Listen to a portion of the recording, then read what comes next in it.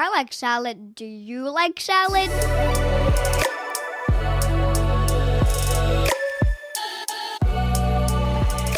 Hi, I'm Ho Shun Ho. I'm living in Vancouver, BC, Canada, unceded territory of Musqueam, Squamish, and Tsleil-Waututh nations.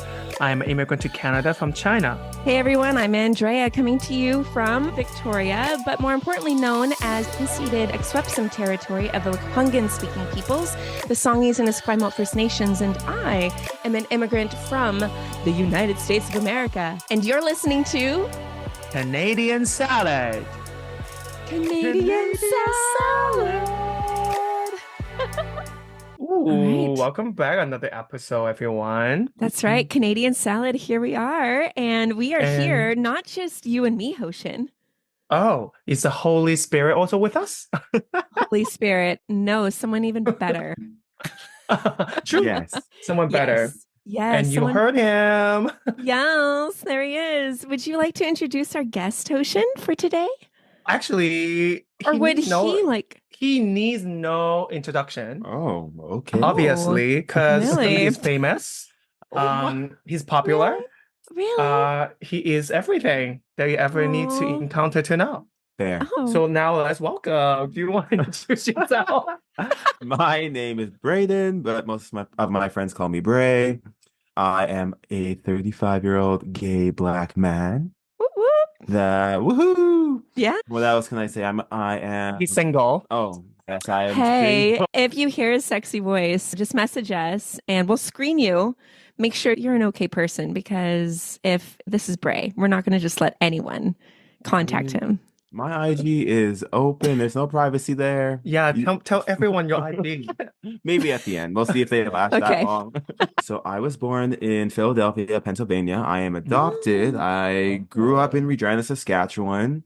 To adoptive parents, they grew up in Saskatchewan. I have two older siblings from my mom's first marriage who were born and grew up in Saskatchewan. And then me and my younger sister were both adopted from Philadelphia. We are not blood related. And that's my little kind of family. Ooh, Okay. when did you move to Vancouver? I moved to Vancouver September 2018, so it was just my 6 years, last month. Wow. Okay. Wow. Yeah, And do you crazy. have American citizenship since you were born there, or? Yes, and it's the only thing I have, but Oh. yeah, So I have my PR here. You you just do? PR? Yeah. Even you adopted to a family here? Don't get me started on all that. Oh, no. It's Oh, no. if my parents decided when I was a child to get my Canadian citizenship and all that, it would have been free. But now that I'm an old man, I said 35. I'm actually 34. Sorry. Oh, okay. Younger. I forgot. So, Younger. Not mid-30 I yet. just But now you'd have to pay for your citizenship. Is that what you're saying? And it's like such a process, and I have to do a test. I'm not I into all know. that. I'm like, Yeah. I've lived through all my life. Why the heck do I have to be doing a We test? both- get We this could tell you the citizenship? answers. We could be like texting you while you take the Ooh, test. Okay. That's not legal, Andrea. Anybody Oh, want to sponsor me Sorry. also? Yeah. Oh, we should sponsor Bray. We can definitely sponsor you. We're Canadian That's now. nice. Anyways, so that's Yes. why I'm still American. It hasn't really affected me in really any way, shape, or form. Yeah. It kind of sucks that I can't vote Vote in anywhere. Canada. Yeah. I can't vote in Canada, and I technically can't vote in the US just because I don't have a PO box or anything lame. Yeah, that Mm-mm. is. Hushin, do you want to talk about maybe the theme and why we brought on Bray to have this conversation?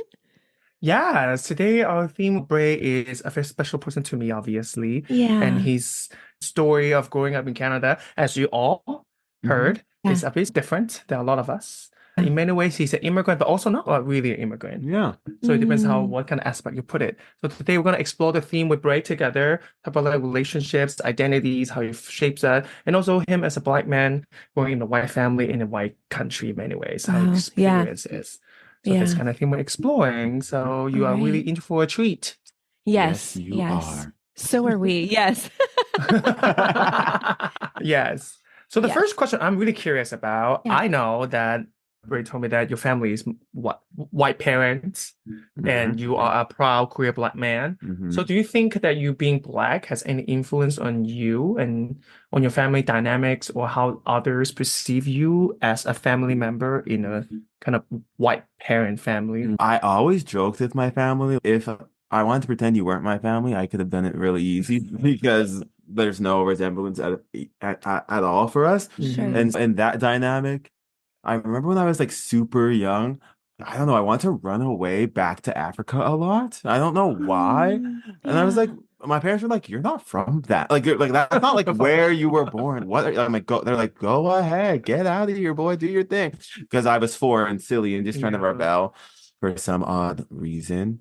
But yeah, growing up I'm very fortunate. I've only ever felt love. I've only felt accepted throughout my like journey of being a Black person in a North American world. My parents accept me exactly who I am, and the dynamic in our family, since we are kind of a mixed bag, it made it a lot easier just to accept each other and the roles that we play. I don't think of my oldest sister as my adopted sister. I think of her as my sister, and she doesn't think of me as her adopted brother. She thinks of me as her brother. And so my parents really instilled in us that like family is important, and they're the ones that are going to be there till the supposed to be there to the end. I know that there's other people in this world that don't have that, but I was really lucky. That was like a worldview that my parents like put upon us or whatever, and perceived by other people. I guess like when I tell people I'm adopted, they're usually very surprised. Some are surprised. Actually, I shouldn't say that. Some are surprised. Some are like, "Oh yeah, that makes sense for who you are as a person." Some people would say that I don't have the classic whatever Black personality. What does that mean? I have more of a white personality, whatever that means. And to others, wasn't that I was perceived as, I am a Black person, but I guess I was looked beyond just my skin color, which is it's lucky, but at the same time, I am a Black person. You can't really hide that fact. Yeah. Right. And so I was really lucky to be in spaces that celebrated that. And my family was the one that started that for me. That's kind of, I think that answers the question. Yeah, that is perfectly answered the question. Have you had a chance to go to Africa yet? Have you pursued that? You have. It was the best, you guys. My heart stolen away. I think about it often. Even today, I was like, oh, Africa, Kenya, my people. I felt like my people. It was so weird to be in a place where I was the majority. Yeah. And no one even thought like a second thought that I was. Right. Like we were in like a store. I was doing a outreach with a bunch of other white people, and I was one of the leaders. And so we went to this shop when we first got to Kenya, and all of my friends, or all of like my other team members, got like all the random salesmen coming up to them trying to get them to buy stuff, and no one bugged me, and I was like overjoyed. I was like, this is perfect. You can just be a person, right? And like I got my hair cut there, and the guy was like, are you from here? I was like, no, but thank you for thinking so that I do. I am. Wow. And just like all those small moments, and even I was working at an orphanage there. Like I was doing a little bit of teaching, and I come from a religious background, so I was doing some preaching also. Okay, I relate, Bray. I grew up evangelical Christian home. Did those mission trips, and I've been sad about them later. But yes, I relate. I still love them for me, but I understand. I understand what other people like. I've had the conversation about what is it like? Is it really benefiting them, or is it more benefiting us as the like outreacher people? Sure. Anyways, but so I grew up in a religious household, so doing some preaching and some teaching. And the kids were always like, let those guys go. You stay with us. You're one of us. And I was like, honestly, I still wish I would have stayed now. Like, life would have been just different. I love kids, and I love being in kids' lives in that type of way. So I was really in my wheelhouse there. I mean, your day job also is about kids. Yes, I do. My day job is working with students with special needs. I'm an educational assistant. Wow. Okay. With kids' special needs, yes. Wow. Yeah. That's so awesome. Recently, I just moved from being in the elementary to going to middle school. Middle school. That's just all I'm going to say. We've all experienced middle school, and we never want to go back, let alone awkward and stinky. And stage. I just feel for them and saying really dumb stuff, like such dumb stuff. But you tried. we tried. You're there for them, you know. See, Bray is not just pretty on the outside, also inside. Pretty on the inside, absolutely. Yes. Will you stay to the end? You will hear his IG. Okay, yeah. Keep listening, folks. It's coming. It's The coming. sales pitch. Amazing. Follow. Oh, wow. Yes. So it seems like you have a very loving kind of family upbringing, I would say. Mhm. Do you think that kind of shapes how, compared to other people in your friend group, do you think your family dynamic has shaped your relationship with other people? In terms of like maybe in multiracial groups or friend groups, especially, do you think, or your relationship with white people? Because Mhm. I know Mm. not, as you mentioned, not everyone had that luck that Yeah. have so much love given to them, multiracial kind of household. And I know some of my friends not necessarily that lucky to have, Mhm. and then they might have resentment sometime towards certain setting or even towards white people, for example. Mhm. Mhm. I know experiencing racism after when I was in Australia, that was the first time I experienced racism. Mhm. I know I sometimes carry some kind of resentment. Oh, white people are the worst. Yeah. So do you think that your upbringing influence any way of you shape relationships with other people? Yes and yes. I think about my upbringing. I think about like even the job that I just mentioned. I give a lot of people a lot of grace. I try to meet them at where their story is. And growing up with mainly Caucasian setting around me, I look back and I can really see me kind of suppressing some of my blackness, which I know that's going to come up later, but just like in small ways and all the microaggressions. Yeah, Like, microaggressions, oh my yeah. gosh, I look back at like middle school, teen years, even my early 20s, and I was like, what did I allow people to like Do that. to Walk me? over you, yeah. Here's how I can go on because I know no one was doing any of these things maliciously. We just weren't educated in that way. Like me myself, I was Sure. not also, and so I couldn't call out things I didn't know, and so in that aspect, like now there's certain things don't allow happen to me or be said to me. Yeah. When I think about it back then, it's just like there was just in the early 2000s, there was just a lot of growing in culture there, and I just was a part of the experience. Yeah. And so I was lucky to have a more positive experience of dealing with microaggressions, but there are many people that I've come in contact with, especially now that I've moved away from Saskatchewan. Their stories are Crazy. much different I than know. and so I look back and I feel really blessed to like grow up around the people who I grew up with because I think my story could be very different. Yeah. Sure. With that, if your parents slightly less Mhm. educated, in some ways, they might. Yeah. And I guess like something I guess funny about me, which you probably will find like interesting, like me going into black spaces, I feel kind of uncomfortable. I know. Like In the actually North really American uncomfortable. context, right? Yeah. But not necessarily in the African context. Yeah, and that Or would you like say both? Or I was in and that also was like a different me. Yeah. And going into that, being there, yes, it like liberated me in a way that I can't really describe. Yeah. But yeah, going into like mostly black spaces, I feel the most judged because I grew up very white. Yeah. And so I have to act a certain type of way to be accepted for like As a here black folk, as a yeah. black person. And I'm just like, no, like that I am growing out of that slowly, but it's a struggle. I mean, Yeah. we are more Yeah. than our skin color. Yeah. I guess our upbringing shaped us, not our skin color who shaped us. You But- know? Yeah. But Yeah. when people like as an Asian person, when another Asian person comes up to you and says, "Oh, where are you from?" That's something that you're like, "Oh yeah, like I'm a whatever, I'm a this, I'm a that." Like for me, I'm not Kenyan, I'm not anything technically African. I just say because I'm adopted, I'm just like I'm African American. I was born in Philly. I grew up in Saskatchewan. That's kind of what's up. And then they're like, "Oh." And that's kind of the end of the end of the conversation. Yeah. And you're like, okay, I guess I can ask you more questions. It's not much that you need to ask me. I don't know. Just sometimes it just feels like we don't know where to go from there. Is it because Yeah. they maybe feel like they can't relate to you? Yeah, Is that no, why? and that's the same with me. It's there's a certain place that all black people feel like we should be. There's consensus of Yeah. what, yeah. And then if you don't have that, okay, then what's next? So Right. if I was playing sports, great, that's easy. If I'm in a musical, great, cool. But if you're just at a party or at a random convention or meeting somebody in the street, it's just a whole different dynamic. Thank kinda, you. Yeah, between you two. Yeah. Yeah. Yeah, navigating that out group, in group, because I even remember talking with my aunties. So my grandfather was Mexican, and I remember my aunties before my mom passed away.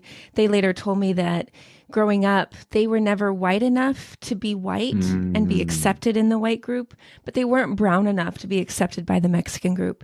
And there was always this like in between. They didn't know how to navigate friend circles because social constructs had decided if you are Mexican, you're this. And if you're white, you're this. And often it was based on skin color or, well, because that doesn't fit in the box, we don't know what to do with you. So we're just not going to do anything with you.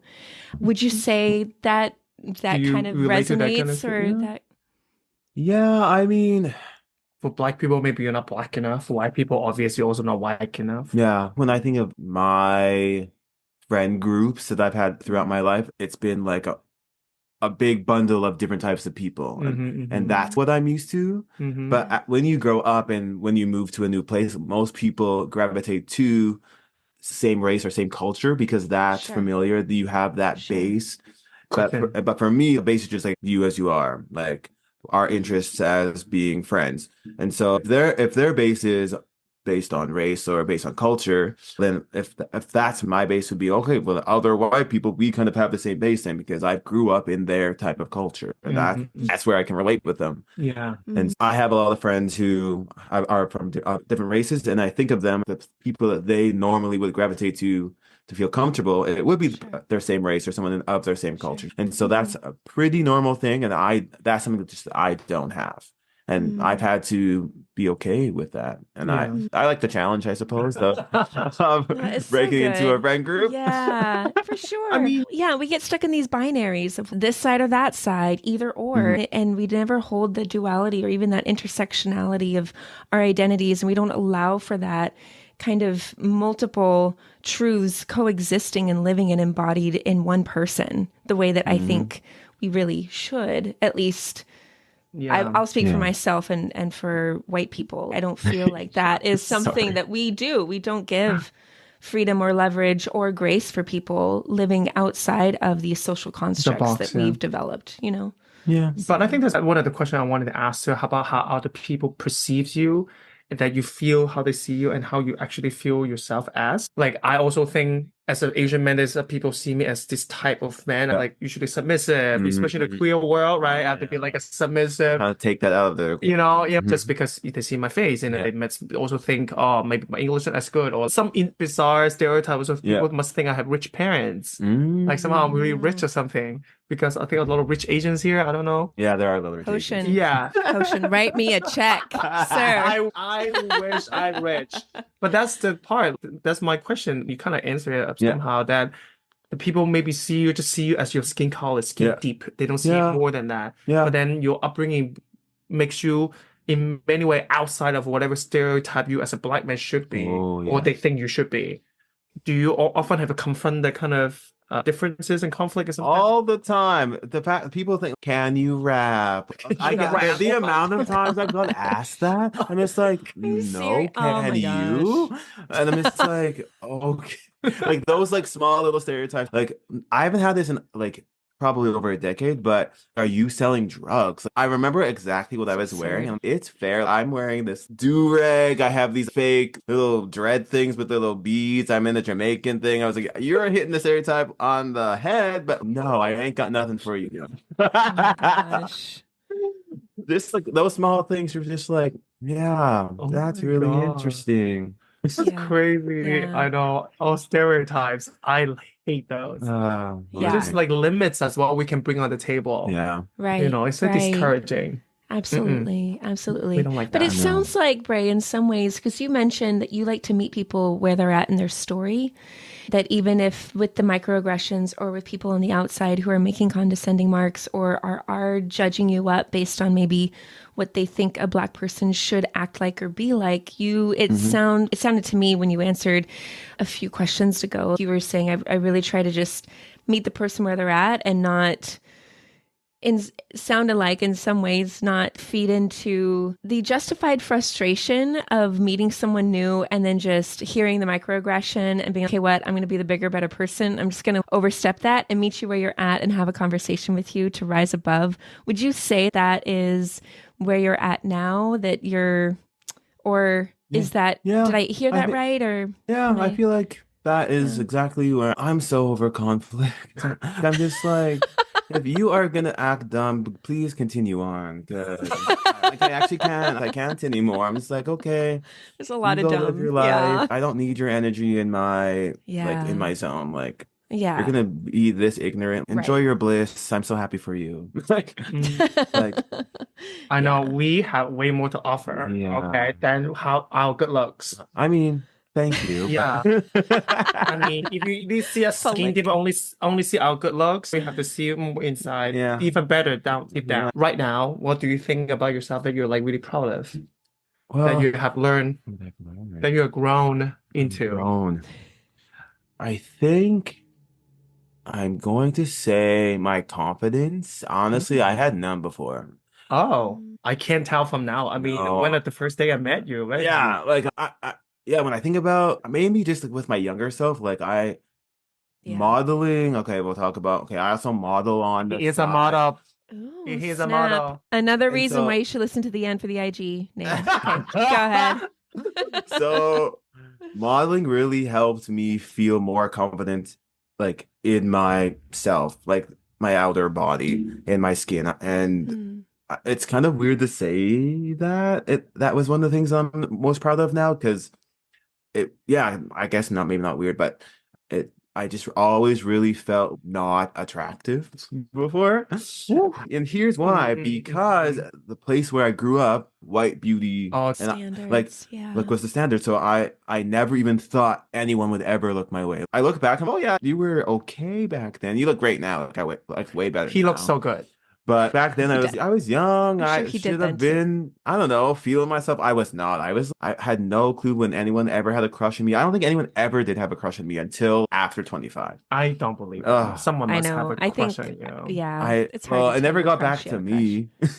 Yeah, mean, right? I mean, when you're that age, I never told any of my crush I had crush on them. So many, I don't know, growing up in high school and college, people were always whispering, "Oh, this guy's so hot." No, nobody ever said that about me until now.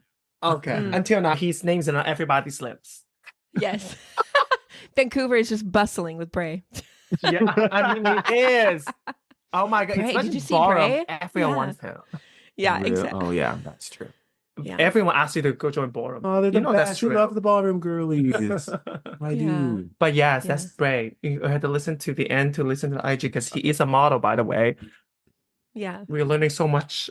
I do wonder, I know 20s is such a formative, oh my God, like, what am I going to do with my life? Yeah. And then you get your 30s and you're kind of just done searching, like, what you're going to do with your life. You're just, this is who I am. And then I'll be honest, like, in my 40s, I don't give a flying F about what you think. This is who I Yeah. am, you know? And I know that's not to say that our experiences are the same, but I do feel like age sometimes gives us permission to find that confidence or to find that peace with ourselves or to look back and say, oh gosh, if I could meet Andrea when she was 17 and if I could tell her anything, what would I say to her?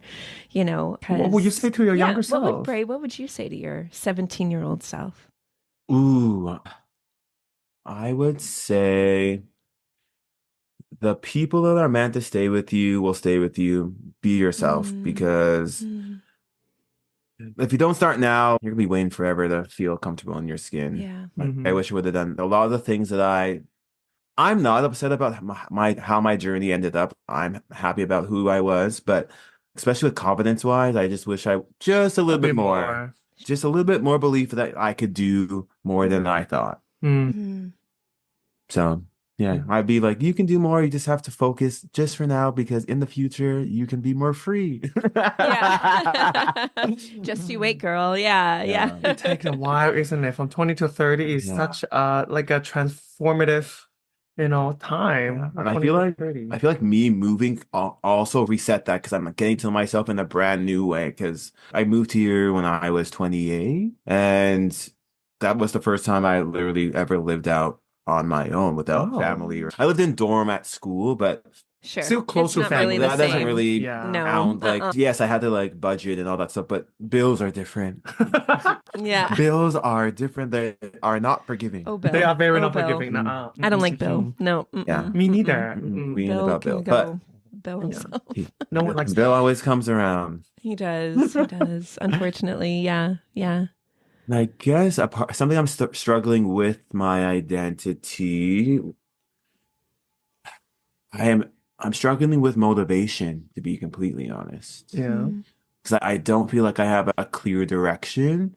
And if I don't have a clear direction, I just don't know. Like, I don't know where I'm going next. I'm doing all these things that I sure. enjoy doing, but what does this mean? Am I going to be struggling like this forever? Mm, So right now I'm struggling with finding the motivation to, I don't know, start something that gives me more passion to like, keep on sure. not living, but like being alive. Yeah. Yeah. Maybe you're being Oh, drawn wow. to something that you haven't thought of yet. Who knows? Yeah, maybe. Maybe. Also, this is just like a soul-searching question. What do I do? No, What am I like- passionate about? I mean, in some ways, Bray, it sounds like you've been here before a little bit Yeah. in the definitely. sense of Yeah. just trying to find Bray's path or Bray's identity. And I wonder if, in looking back, there's obviously like a ton of hope for you in finding that. But would you say, is there anything from the past and how you kind of overcame these hurdles that you could see helping you navigate just the unknown? I can draw inspiration from. Mm. I thrive on a routine. Like I Oh. truly, I That's thrive on a so boundary. fair. I'm a Gemini. I can be very lazy or I can be very active. There's not like an in between. And so an in between for me works best if I have a routine. So that's one thing that helps me stay motivated. So work out, do my journaling, plan things with friends, those small things. But right now I'm just like really into just my solitude, which is, Yeah. it's nice, but I feel like it's also a crutch because I'm not wanting to spend too much money. I don't know where I'm like necessarily wanting to Yeah. go. So, It's part of growing old. oh, and that too. Old. Yeah, if I'm going, getting You old. spring chickens? Are you kidding me? enjoy it slightly older. Yeah, Slightly. slightly.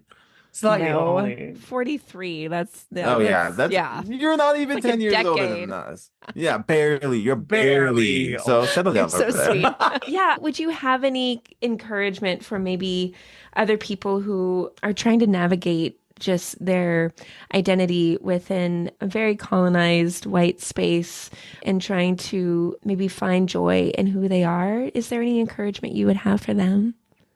Ooh. What I would tell anyone who is a non-white person going into an all-white person spaces Mhm. is hold your head up high. Don't let them see that you're weak because they will. There are people, not all, but there are people out there that will jump on that. Yeah, because you're weak, they just take that weakness. Be your fun, vibrant, beautiful self, and the people that belong to you will find you in those spaces. And honestly, they might not be white people, it might be other races. Just Yeah. be yourself, be open, and if somebody is up in your face, you can walk away because they're Exactly. honestly usually not worth your time. And I get that there are times to fight, definitely stand up. But if you're gonna put yourself in some big danger, just get out of there. Yeah. Like, That's good advice. I would say so. Get out of that space if it's Yeah. not for you. yeah. You always Yeah. gonna find your crown. There's Sometimes your there time. there are spaces with people who are majority Caucasian that will love and accept and praise you for being there. And I've been really fortunate enough to be a part of those spaces. So I know that they're there. Yeah, that's There's huge. good people Thank in the you. world. And it's good to hold on to that when there's just so much of our media and everything that's happening in like elections, whether it's in Canada or even in the States. There's just so much that really is so Bad news, I frustrating and know. heavy. So, yeah, you can't sustain yourself without joy. And joy is an act of resistance. So important, right? Yeah. Yes. Clap, finger clap. We're finger clapping it. Hey, We finger do. clapping, Ocean taught everybody. me. Ocean taught me to finger She clap. didn't know. She didn't know what this is. Just mini claps. Did Now you do. Clapping for No, real I is do. really harsh. it is. It is. Yeah. Wow, this conversation has been really great. Yeah, Right? Thank you, Bray, so Did much you for I know. sharing Thank you so sharing your much for sharing. perspective. Yeah, We and your love your story. perspective. We always love people sharing their stories because everyone's life experience is unique and how they see the world, how they approach the world, how they approach people who's different. So thank you for your generosity and sharing so Absolutely. much with us. Thank you for having me. It was an honor. Thanks for asking me. Yeah, This was the especially best. And especially being such a joy, such a beauty. know. speaking of beauty, if you're really wanting to find me on the socials, Mm. my Instagram Get your pen and is paper. being Bray J. BEINGBRAYJ. All letters. It's Reach public. out. Yeah. Reach out. Reach out. Yeah. Or just stalk Yeah. him. You never If know. you Or want to just slide stalk, into I our accept it, I DMs, and if you want a suppose. connection, we'll connect you. Yeah, We absolutely. should have done that instead. We should have done it. Good. Yeah. I'm glad you finally gave the IG handle. So those of you who are finally got that, please still listen because we're going to do our Canadian salad pop quiz, which is a feature at the end of every episode where Hoshin and I ask each other and our guest a question related to the topic and Canadian culture, history, whatever. So Hoshin, would you like to go first? Ooh, okay. I can go first. That's okay. Based on the 2021 census from Statistics Canada, Mhm. what is the percentage of racialized people in the Canadian population? Percentage, yeah. How many people in Canada do you think belong to a racialized group? Go ahead, Bray. You were going to say something? No, you go first. Okay, I think like 56%. 56. I think Oh. more than half of people in Canada Yeah. belong to a racial group. A different, Yeah. like, Yeah. They are, racial group means they're not white. Yeah. 56. you don't Yes. think. Oh, I thought more. You thought more? Yeah. Oh, Yeah. maybe I'm wrong. We're including Okay, please tell Indigenous us. people, immigrants. We're Yeah. including everyone. Yeah. Oh my God. Oh, okay.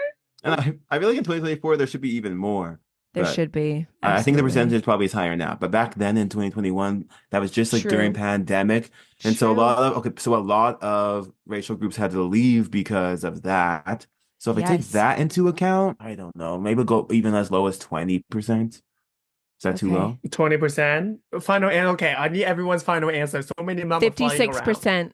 56. Okay, Okay, I'm gonna say 23%. 24%. Ray is the closest. Ding, ding, ding, What ding. was it? Ding, It's what is it? 26. 26% in Wow. 2021. Okay. 2021. Okay. Yeah. All 50 right. more than half is a bit too much, baby. Okay, Well- here's the thing. I think now, I think it Probably would be some now. more. But But not. not You think in 3 years it grows 30%? Yeah. I think so. With the immigration, because they had to recover from the pandemic. So you remember Yeah. they were just throwing PRs out. Like, Yeah. oh, you Roll speak with this it. Bye-bye, language? bye-bye, Okay. bye-bye, Yeah. bye-bye. You're a plumber? Sure.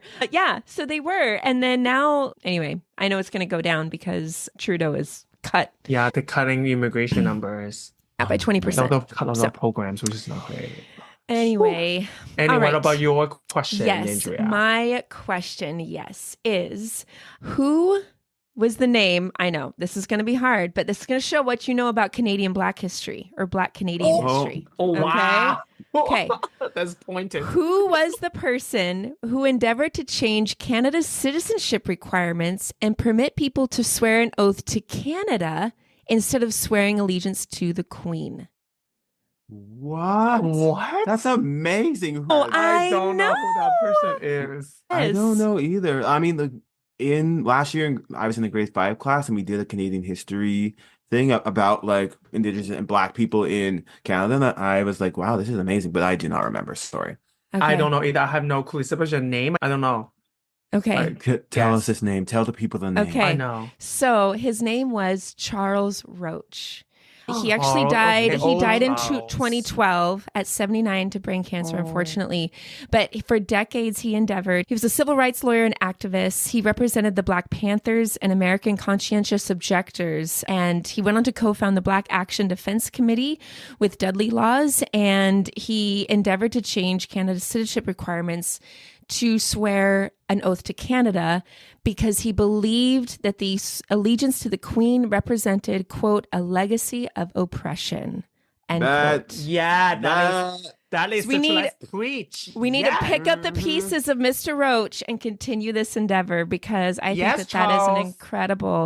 incredible. So we'll include the links to both of these quizzes in our show notes. But Charles Roach, he was born in Trinidad and Tobago in 1933 and immigrated to Canada. So Wow. I an really immigrant didn't and an know that. activist. Either. Yeah. So That's amazing. yeah. Go Black Power! Yeah. That's right. Woohoo! Yes, I love that. I know. Thank you for the yeah. information. Yeah. And that history Yes. lesson in some sense. For sure. Yeah, I think Mr. there's Roach. so many stories that are untold because our history is just so whitewashed. But not Agreed. today, and not in Canadian salad. Which, speaking of, Bray, before you go, thinking of a salad, what would you be in a salad? Ocean's a tomato. I would I love am to a be a tomato because I pea. love tomato. And You're a peas are like pea? small and crunchy, and they have that bit of zing and zest. What would you be in a Canadian salad? What would you? yeah. What ingredient do you most identify with? In a Canadian salad. What salad what ingredient you want to be in the salad? The cheese? The Everyone loves cheese. but not okay. but not everyone can digest it. I so- can't digest cheese. You know what? Wow. Yeah. We're I not love friends then. No. Hey, you know what? If you can't digest it, then move on to a different salad because this salad, Exactly. dang, it's coming with cheese, whether you like it or not. It's cheesy. Yeah. That's right. Yeah. It's Okay. cheesy. Yeah, I know. It's a weird question, but we do. We want to ask our guests like how they fit, how they see themselves in the Canadian salad. So salad. cheese. Thank you. Thank you, Is cheese. cheese in the Canadian salad? I mean, yeah. yeah, I don't You can know. put anything in a salad. I feel It's a anything. salad. Yeah, I feel like Yeah. Canadians love cheese, don't they? Yeah. You can Absolutely. put cheese in fries. Yeah, they put cheese on everything. I mean, my Poutine. parents put cheese on Exactly. everything. Yeah, you can put Put cheese cheese in and maple everything. syrup. Yeah. That's not the worst. Yeah, it's not the worst. Thank you so much, Bray. And thank you, everyone, for listening. Please do send us a note, drop us in our DMs, or go to our website, canadiansalad.ca. If you want to communicate with us directly, you can slide into our DMs on Instagram. It's Canadian Salad, or we are on TikTok, Canadian.salad. So we'd love to hear from you and hear your experiences as you're navigating this just crazy, wild, and really strange world we called Canada. Thank you so much for listening, and we'll talk to you again next week. See you next week. Bye. Bye. Canadian Salad is written and produced in British Columbia, Canada by Hoshin Ho and Andrea McCoy. Theme music is by Naver Avetyan from Pixabay.